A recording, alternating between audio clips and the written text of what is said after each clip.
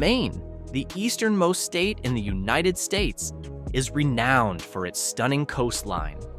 The state's landscapes and the lifestyle of its people reflect a deep connection with nature. Known as the Pine Tree State, Maine is famous for its delicious and diverse seafood, the tranquil beauty of Acadia National Park, and the vibrant cultural scene in Portland.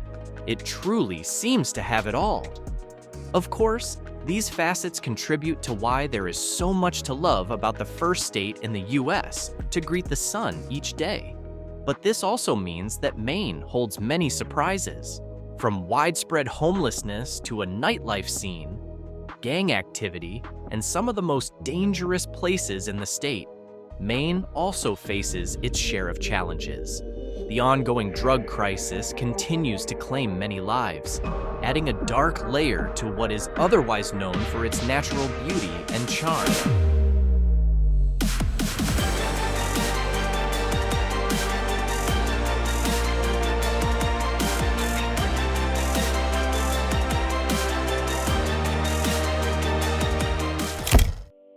Maine has been reported to have one of the highest rates of homelessness per capita among any state on the east coast of the U.S. In 2023, for instance, there were 3,726 people experiencing homelessness, although other reports suggest the number could be over 4,000. Nearly a quarter of them were under the age of 18, and half of the households experiencing homelessness had at least one child. While the number dropped this year, that decrease is not due to a significant reduction in the number of people facing housing crises and homelessness. The overall decline is more attributable to the lack of emergency motel rooms, which had served as temporary shelters but no longer receive funding after the pandemic. People want to come in. People don't want to live the way that they have to live when they're faced, on the street with unsheltered homelessness. As a result, the number of people without a home, in traditional shelters, or in transitional housing continues to rise. According to 2024 data, nearly half of the homeless population, 1,042 people, reside in shelters, particularly in areas like Preble Street. The rest, unfortunately, are left without any shelter at all. Portland, the largest and most populous city in Maine, is home to the majority of those who are homeless and living without roofs or walls. While local authorities continue to add new shelter spaces on Riverside Street, the city has seen a significant increase in the homeless population, with tent cities springing up in the greater Portland area.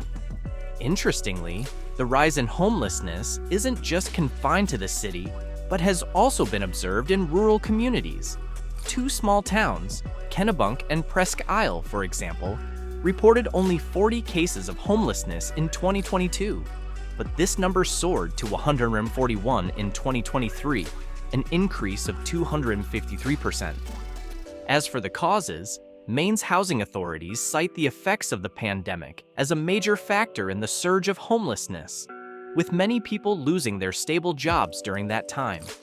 The breakdown of social safety nets and a lack of sufficient government assistance also contribute to the crisis.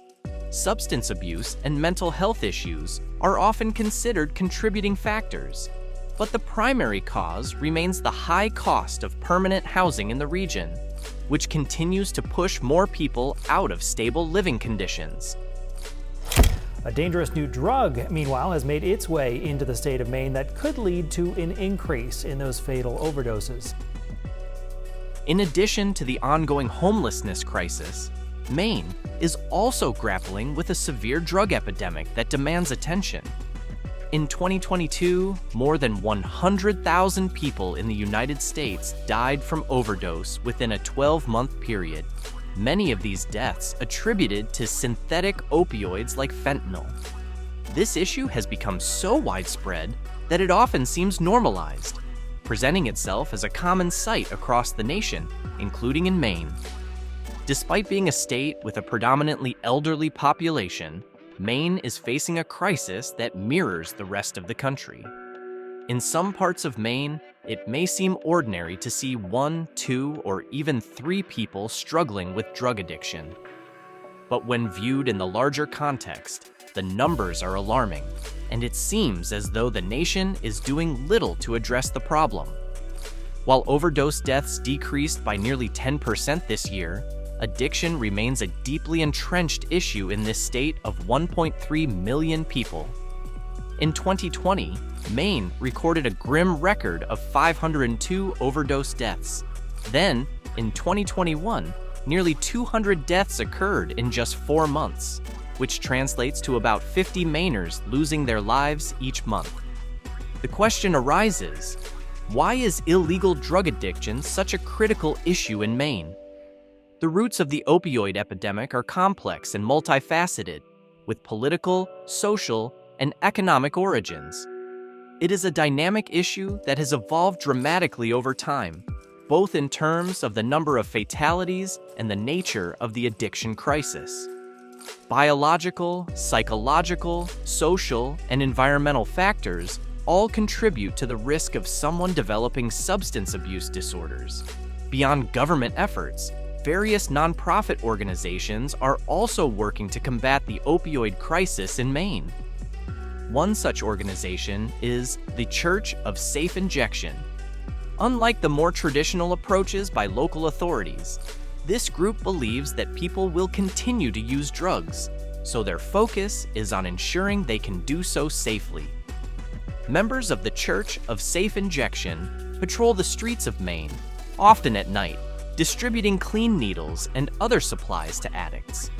What they do is technically illegal, and some critics even label the church as radical. The church's controversial approach highlights the difficulty in finding effective solutions to the opioid crisis. While some believe in harm reduction strategies like needle exchanges, others argue that these actions merely enable continued drug use. Regardless of differing opinions, the ongoing epidemic in Maine reflects the complex and growing battle against addiction that the state, like much of the country, continues to face.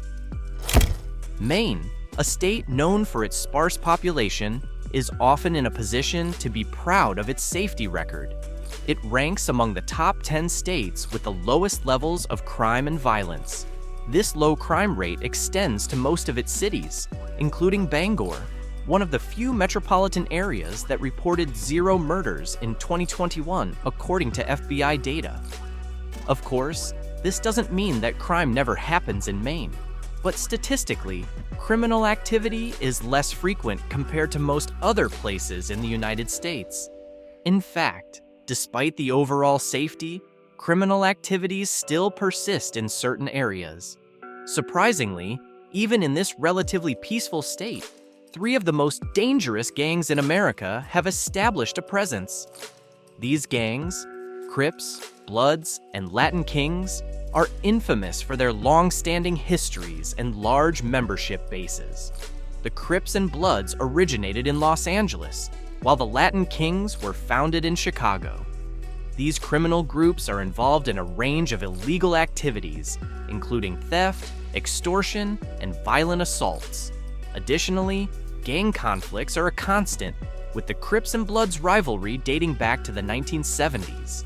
This violent feud even became the subject of a 2008 documentary titled Crips and Bloods, Made in America, which highlights the roots and ongoing consequences of their gang warfare.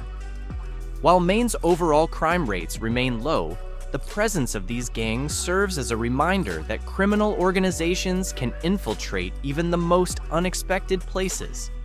Their activities, often tied to larger urban areas, have found their way into Maine, highlighting the complex nature of gang violence and its reach beyond major metropolitan hubs.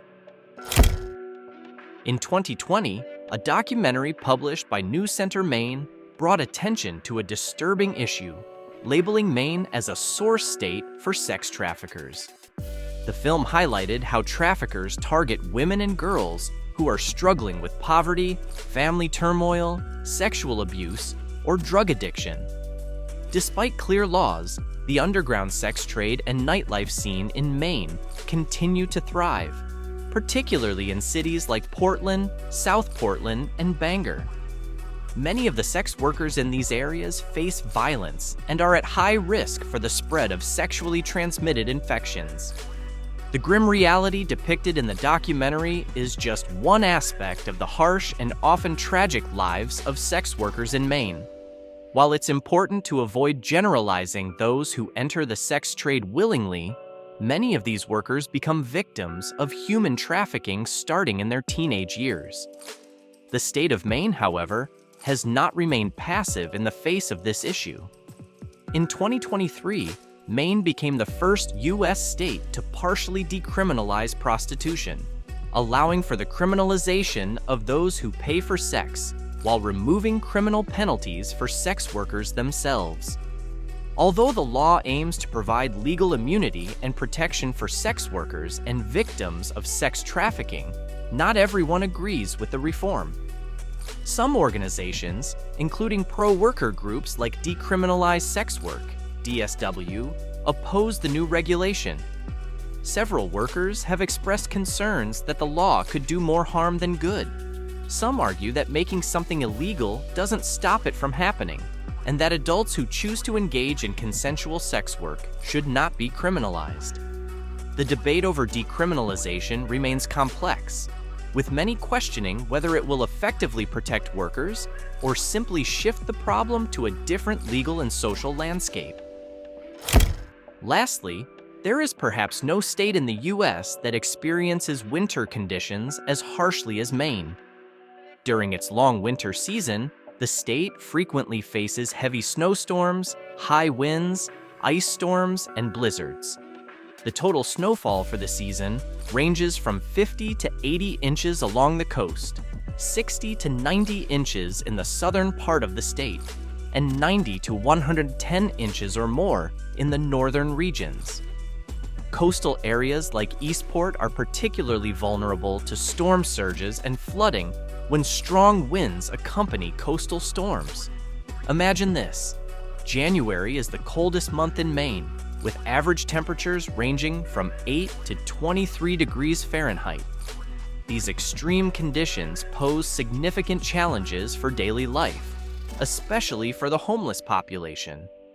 The accumulation of snow and ice creates hazardous travel conditions and disrupts transportation systems. For example, in the northern city of Caribou, temperatures often dip well below freezing, making the winter months even more difficult to navigate. This is an important consideration for anyone thinking about moving to or visiting Maine, especially when winter arrives.